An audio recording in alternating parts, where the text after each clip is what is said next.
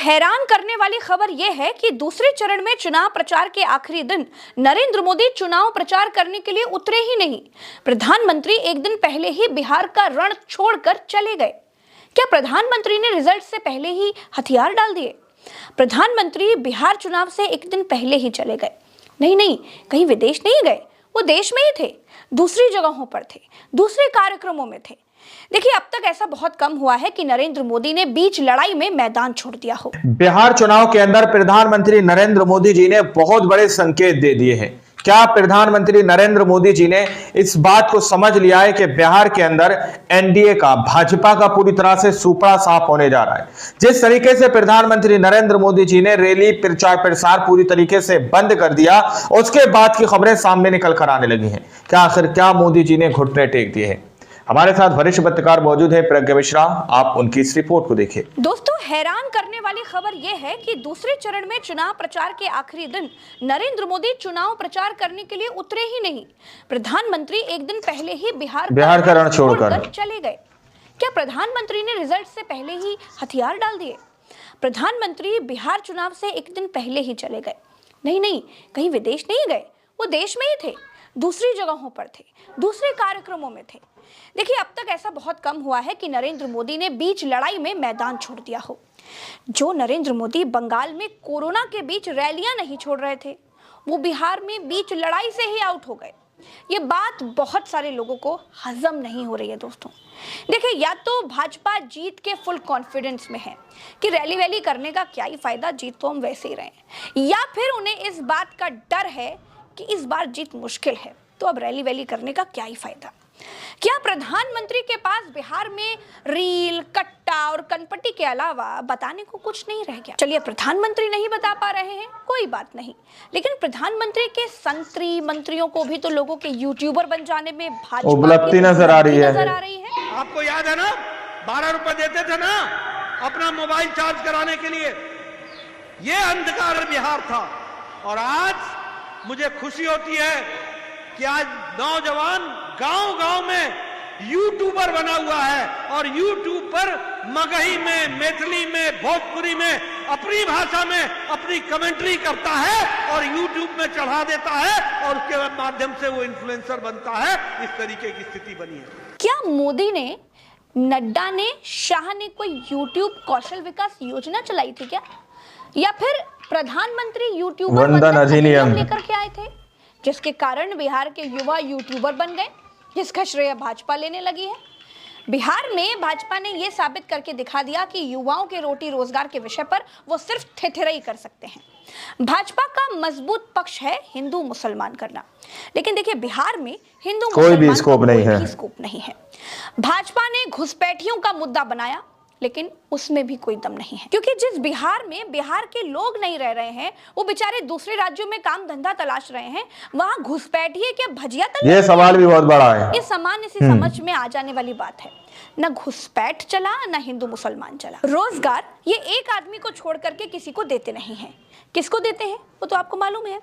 बिहार में 1 रुपए में सैकड़ों एकड़ जमीन रोजगार करने के लिए तो दिया। भाजपा बिहार में देखिए बुरी तरह फंस गई, इसीलिए मोदी ने रील बनाने को रोजगार घोषित कर दिया और उनके लग्गू भग्गू यूट्यूब पर काम करने वाले बिहारी भाइयों को भाजपा राज में रोजगार का लाभार्थी घोषित कर रहे हैं। अब देश में केवल पकौड़ा तलना ही रोजगार नहीं है दोस्तों, भाजपा की नजर में रील बनाना सरकारी नौकरी के बराबर है और यूट्यूब पर वीडियो अपलोड करना तो कलेक्टर बनने जितना महान काम हो गया है। दोस्तों, बिहार चुनाव प्रचार खत्म हो गया है। शुरू को छोड़ दें तो नीतीश कुमार मोदी से पूरे चुनाव भर अलग ही दिखाई दिए।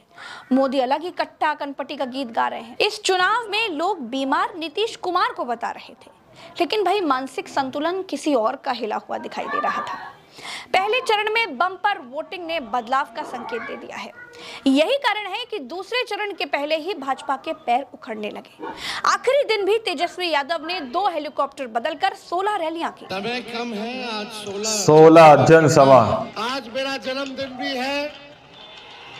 आप लोगों से बस आशीर्वाद, प्यार चाहिए, ताकत चाहिए, ताकि बेईमान सरकार को हम लोग उखाड़ के फेंके।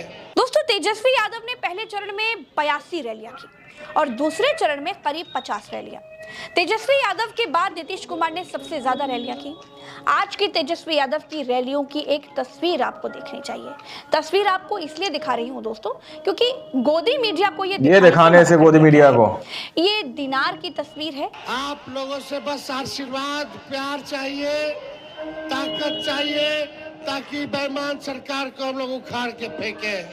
ये तेजस्वी यादव की रामगढ़ की रैली है। आज रामगढ़ की जनता को तेजस्वी आशीर्वाद देने आया है, ताकत लेने आया है। ये भीड़ का मंजर रामगढ़ की रैली का है। ये वीडियो डेहरी का है। भीड़ देखिए जरा और जोश देखिए। ये नवीनगर औरंगाबाद की तस्वीर है। तो चुपचाप ये रफीगंज औरंगाबाद की तस्वीर है। ताज बदल दो, राज बदल दो, बेईमानों का राज बदल दो। ऐसे ही ओवरा गोहकर्था में भी तेजस्वी की आखिरी दिन धुआंधार रैलियां रही। अब बात आती है दोस्तों विश्लेषण की। क्यों मोदी ने आखिरी दिन प्रचार नहीं किया?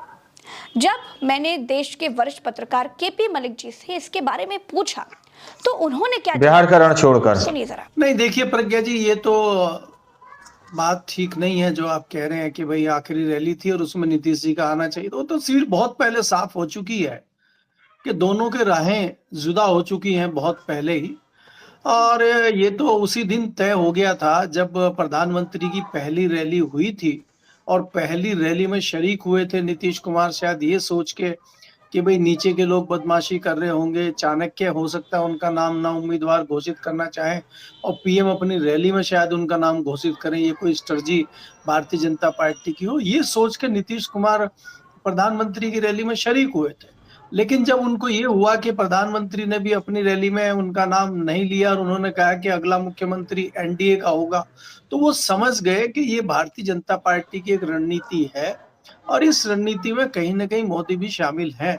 तो उन्होंने अपना मोर्चा खोल दिया था। अब उसके बाद आप उपलब्धि नजर आ रही है। संशय उनको उस दिन भी था कि जिस दिन मैनिफेस्टो जारी होगा शायद उस दिन हो, तो उस दिन भी नहीं हुआ। और उस दिन आपने देखा कि वो जैसे ही ओपनिंग हुई और मैनिफेस्टो जारी हुआ और वो तुरंत निकल के चले गए, सेकंडों में, पूरा मिनट भी नहीं रुके वो। तो ये सारी चीजें जताती हैं कि नीतीश कुमार जी चीजों को समझ चुके हैं और नीतीश कुमार जी अपनी स्ट्रेटजी पे चल रहे हैं। देखिए, हमारे पास जो सूचनाएं हैं प्रज्ञा जी कि नीतीश कुमार भारतीय जनता पार्टी को घेरने के लिए तमाम साम दाम दंडभेद जो वो अपने लेवल पे कर सकते हैं, बिहार सरकार के थ्रू कर सकते हैं, मशीनरी के थ्रू कर सकते हैं, अपने कार्यकर्ता वंदन अधिनियम साथी हैं उनके साथ कर सकते हैं, वो कर रहे हैं। लेकिन वो परेशान इस बात को लेके भी है कि भारतीय जनता पार्टी तो उनकी दुश्मन बनी गई है, उनके कुछ अपने भी दुश्मन बन गए हैं जो भारतीय जनता पार्टी के साथ चले गए हैं और दिखाने के लिए इनके साथ हैं। और वो जिस तरह से विश्वास कोई भी स्कोप नहीं है, कहीं न कहीं नीतीश कुमार आहत हैं और वो इससे कैसे निपटा जाए वो अंदरूनी अपनी राजनीति और रणनीति बना रहे हैं। सिर्फ केपी मलिक ही नहीं, बिहार के जमीनी और वरिष्ठ पत्रकार सरोज सिंह से जब मैंने इसके ये सवाल भी बहुत बड़ा है तो उनका भी क्या जवाब रहा वो आपको सुन करके बहुत कुछ समझ में आएगा। जो पहले चरण की वोटिंग हुई बिहार में 121 सीटों पर, वहां से जो जमीन से फीडबैक मिला है पटना मुख्यालय में पार्टियों को, उसमें कहीं ना कहीं ये संकेत है कि भाजपा का परफॉर्मेंस बेहतर नहीं रहा। जो वोट पड़ा है उसमें Janata Dal United no doubt बहुत अच्छा उसने किया जनता दल यूनाइटेड ने, और तेजस्वी यादव का लालटेन भी जला है बहुत बेहतर तरीके से। भाजपा को जो उम्मीद थी कि हम बेहतर करेंगे पहले फेज से ही, वो उम्मीद सरकारी नौकरी के बराबर है, सपना टूटा है वहां पर। इसीलिए जो जिस मोरल की डाउन की आप बात कर रहे हैं, 24 घंटे पहले ही नरेंद्र मोदी मैदान छोड़कर भाग गए, दिल्ली चले गए, उनकी आज कोई रैली नहीं है। और भाजपा के जो लोग भी रैली कर रहे हैं उनकी भीड़ और तेजस्वी यादव और महागठबंधन की भीड़, आप फुटेज देख सकते हैं, आपको अंतर साफ साफ दिखेगा। वहां जो हम ही करें कि जो भीड़ है वो वोट में बदल जाएगी, लेकिन जो लोग आ रहे हैं उनका जो जुनून है, उनका जो उत्साह है, वो ये बतलाता है कि वो कमिटेड है वोट डालने के लिए। अब 11 को जब वोट होगा उस दिन पता चलेगा कितना कमिटेड थे और किसको उन्होंने 16 जनसभा है। लेकिन हमको लगता है प्रज्ञा जी, जो पहले चरण का ट्रेंड सेट हुआ है वही ट्रेंड सेकेंड फेज में भी कंटिन्यू करेगा। और बीजेपी ये कोशिश में है कि अपने तीसरे नंबर के पोजीशन को वो बरकरार रखे, जिसकी पूरी कोशिश वो सेकेंड फेज में करेगी। पहला और दूसरे में कड़ी लड़ाई है जनता दल यूनाइटेड और राष्ट्रीय जनता दल में कि बिहार विधानसभा में पहले नंबर की पार्टी कौन होगी, जनता दल यूनाइटेड होगी या राष्ट्रीय जनता ये दल दिखाने होगी। से गोदी मीडिया और को तमाम चीजों में सीमांचल की जो 24 सीटें हैं वो निर्णायक भूमिका निभाने वाली है। तो देखिए दोस्तों, कुल मिलाकर के भाजपा ने ना तो बिहार में कोई काम किया और ना ही चुनाव में अपने काम को वो गिना पाए। भाजपा के दो डिप्टी सीएम सिर्फ नीतीश कुमार के पीछे पीछे चलते हुए दिखाई दिए। भाजपा के डिप्टी सीएम विजय सिन्हा जब अपनी विधानसभा में गए तो वोटरों ने उनका स्वागत चप्पलों और गोबरों से किया। लोगों ने गोबर मारा तो वो अपने बॉडीगार्ड से लोगों को गोली मार देने की अपील करने लगे। जब फायरिंग नहीं कर सकता है तो सब बॉडीगार्ड रहने का क्या औचित्य है? जनता को गोली मारकर शासन करने वाली भाजपा का चेहरा बिहार की जनता ने देख लिया है।